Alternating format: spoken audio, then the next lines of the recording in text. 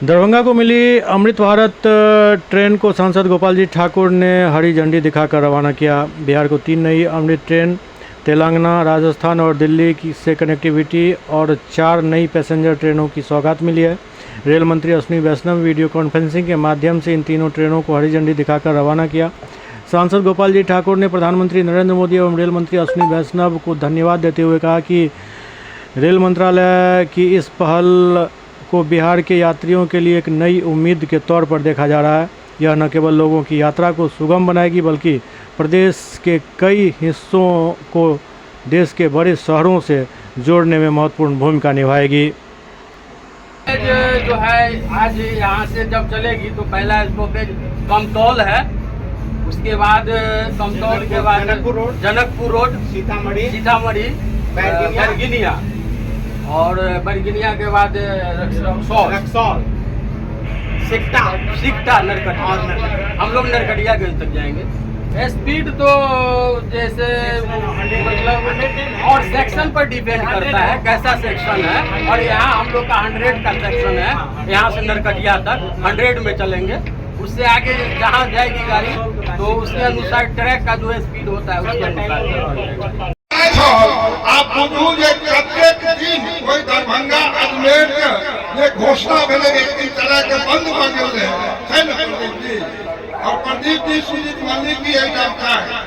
तो आई ट्रेन के कोई समय में घोषणा भेले सरकार वर्षों वर्ष बीत गए और देश के यशस्वी प्रधानमंत्री नरेंद्र मोदी जी के नेतृत्व में आज अश्विनी वैष्णव ये ट्रेन चालू करे पहले जोरदार थपड़ी बजाकर भारत सरकार के रेल मंत्री और प्रधानमंत्री का हार्दिक अभिनंदन वंदन चंदन हम करत रहे थे। ये आज बहुत बड़ा सुविधा है हमसा ये ट्रेन आज दोनों और मिथिला संपूर्ण जयपुर और अजमेर से जुड़ गए। आज बिहार सहित पूरे मिथिला और दरभंगा के लिए आज का ये दिन ऐतिहासिक है। देश के यशस्वी प्रधानमंत्री आदरणीय नरेंद्र मोदी जी के दूरदर्शी नेतृत्व और आदरणीय रेल मंत्री श्री अश्विनी वैष्णव जी का अथक प्रयास से आज दरभंगा से अजमेर जाने वाली अमृत भारत ट्रेन यहाँ से आज शुरू होगा परिचालन। इसका माननीय प्रधानमंत्री आदरणीय नरेंद्र मोदी जी के कदमों द्वारा इसका उद्घाटन किया जाएगा और ये ट्रेन का परिचालन बिहार और मिथिला को सशक्त और आत्मनिर्भर बनाने का भी एक ये आधार है। देखिए आज दरभंगा अजमेर ट्रेन का दरभंगा स्टेशन से शुभारंभ है। देश के यशस्वी रेल मंत्री आदरणीय अश्विनी वैष्णव जी के द्वारा किया गया है, जिसमें सांसद के रूप में मैं स्वयं और माननीय डॉक्टर धनशिला गुप्ता जी उपस्थित हुई है, राज्यसभा सदस्य और तमाम गण्यमान्य व्यक्ति इस स्टेशन पर जुट कर के भारत की सरकार देश के यशस्वी प्रधानमंत्री का अभिनंदन करने का अवसर मिला। माननीय रेल मंत्री का स्वागत करने का इस स्टेशन से अवसर मिला और निश्चित रूप से अमृत भारत ट्रेन पहला दरभंगा, सीतामढ़ी, गोरखपुर, दिल्ली मिला था दरभंगा में, और 4 ट्रेन अभी दरभंगा में हमको मिला है। जो नमो भारत जयनगर पटना है वह भी हमने प्रयास किया था और 14 से लेकर के अब तक देश के यशस्वी प्रधानमंत्री मोदी जी के नेतृत्व में 96,000 करोड़ की राशि से अधिक की राशि बिहार को देने का काम भारत सरकार ने किया है।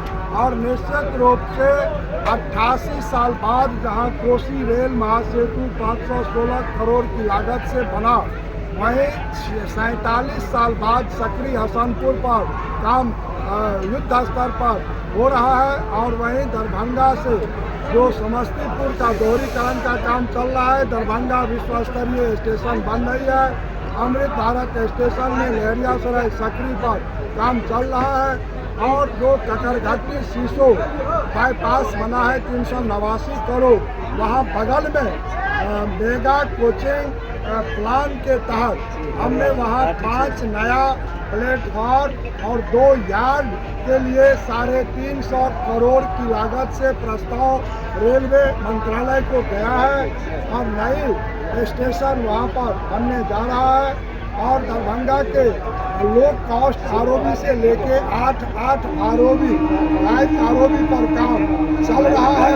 भारत की सरकार ने रेलवे में ऐतिहासिक काम जहां देश में किया है, वहीं मिथिला में हर जिला को जोड़ने का काम, चाहे दोहरीकरण हो, विद्युतीकरण हो, चाहे नरकटियागंज, रक्सौल, दरभंगा 4,552 करोड़ की लागत से दोहरीकरण का काम चल रहा है। और संपूर्ण मिथिला के 8.5 करोड़ आबादी को लेकर के भारत की सरकार माननीय प्रधानमंत्री को बधाई और शुभकामना देना चाहते हैं और माननीय रेल मंत्री जी को भी आभार देते हैं।